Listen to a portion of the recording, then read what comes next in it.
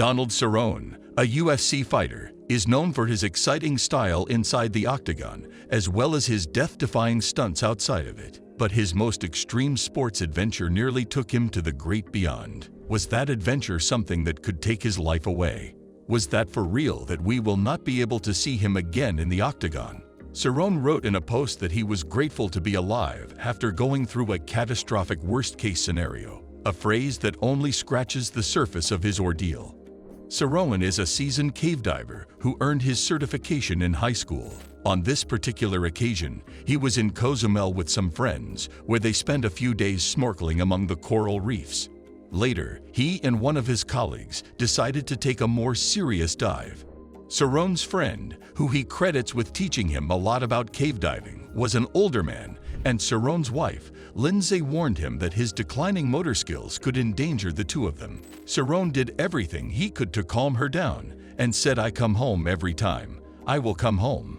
Cerrone's friend made a mistake while venturing off on his own and got himself into trouble at some point during the dive. He began to panic, which is the worst thing anyone can do in that situation.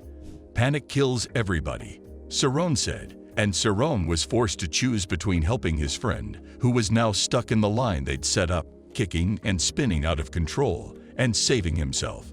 Cerrone explained that it's an unwritten rule among divers that self-preservation comes first because of how easily a situation can escalate, but he broke that rule and went in to help his friend, putting them both in danger, just as Lindsay had predicted. Cerrone's kicking and thrashing caused a silt buildup in the water, making it impossible for him to even tell where his friend was. Cerrone couldn't tell if the man had any air if he had his regulator, or what condition he was in because his light was turned off. Cerrone eventually lost track of him, and he found himself alone in the silt. Cerrone was eventually able to see the lights from his two watches, but he still had no idea what direction he was in or where he was in the cave. He'd taken a compass reading upon entering, so he knew which direction he'd come from, which was useless given the non-linear nature of the underwater structure. Cerrone could only search for a way out blindly, clinging to any sensation he could use to gauge his progress.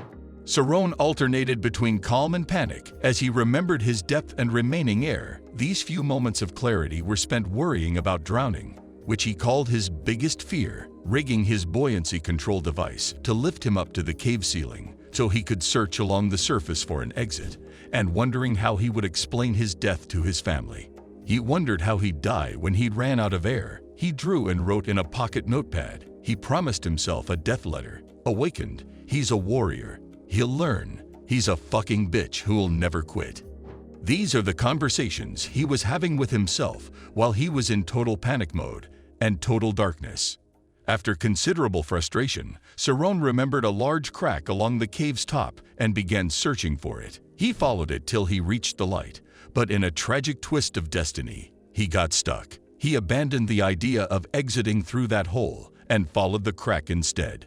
His friend had also made it out, and he and Cerrone both realized with sadness that this would be their last dive together. However, Cerrone told Rogan that he still plans to cave dive in the future. Cerrone thinks the incident affected him, and he now gets nightmares about being lost in silt. This was a terrible, drawn-out near-death experience where he was continually conscious of time passing. The fighter in him says he figures it the fuck out, but was he planning on writing a letter and could not believe that he was so close to writing a dead letter.